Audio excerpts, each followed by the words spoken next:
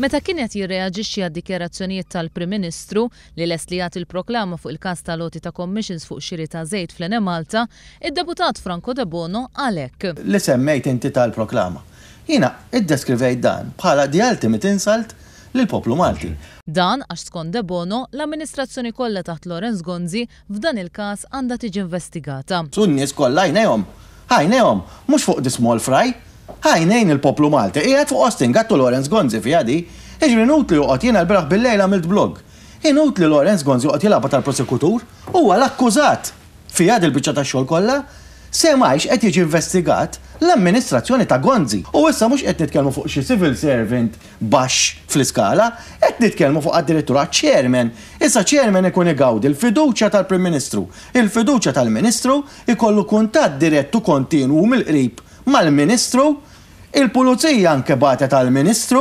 Bil-proklama li qed jgħid li ser jagħti il-Prim Ministru min għandu informazzjoni mhux ser iħossu protett, jgħid De Bono. Immaġina jien, għandi informazzjoni fuq Austin Gatt u issa rrid immur għand il-Prim Ministru li kulħadd jaf kif iddefendih lil Austin Gatt tul dar 5 snin b'mod isteriku.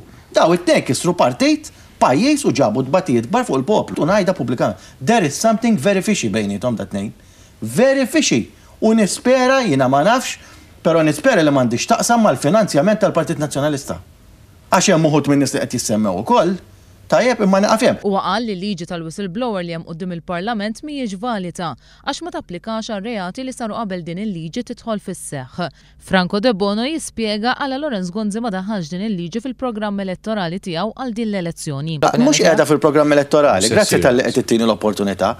Għax Lorenz Gonzi tant daħal frokna li mhux biss ma milix dik il-liġi, immissa qiegħed f'pożizzjoni li lanqas jista' jwiegħda. Għaliex? Għax jaf li jekk iwiegħda l-poplu ħajajdlu. Il-Partit Nazzjonalisti ilu 25 sena fil-gvern. Inti ilek 9 snin Prim Ministru. Mela qed taħsibna taċċajt. De Bono ddikjara li jekk jiftaħ il-Parlament huwa jivvota favur emendi ta' din il-liġi. Dwar l-iskandlu tax-xiri taż-żejt Franco De Bono qal li kulħadd qed jifhem għal l-poplu intela fl-aħħar snin iħallas kontijiet tad-dawl għoljin. Kontijiet tad-dawl lil Molin qed nindunaw sa fl-aħħar. Kulħadd induna għal xiex konna qed inħallsu kontijiet tad-dawl lil Molin. Dwar l-screening tal-kandidati tal-Partit Nazzjonalista, Franco De Bono għal hekk. Il-Manuel Delia skrinjaw ġabba jisal kubteħ dik ir-riforma.